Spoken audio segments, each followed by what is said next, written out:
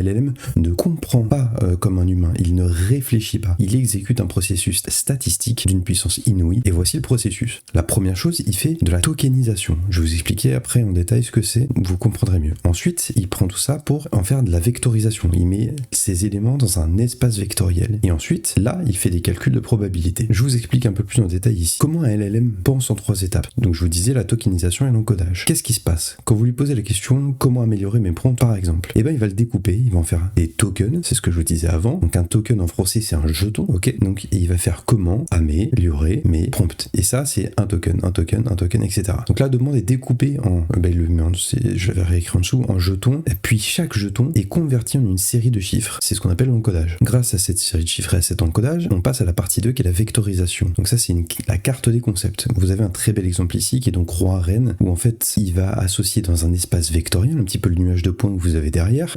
des mots, et donc du coup la suite logique des mots qui puisse y avoir à la suite de ça dans un espace vectoriel. C'est-à-dire qu'on n'est pas que en 2D, on est clairement dans de la 3D, voilà, c'est ce que j'avais indiqué en dessous. Donc ces chiffres deviennent des coordonnées dans un espace vectoriel. La distance et la direction entre les points définissent le sens et les relations entre les concepts.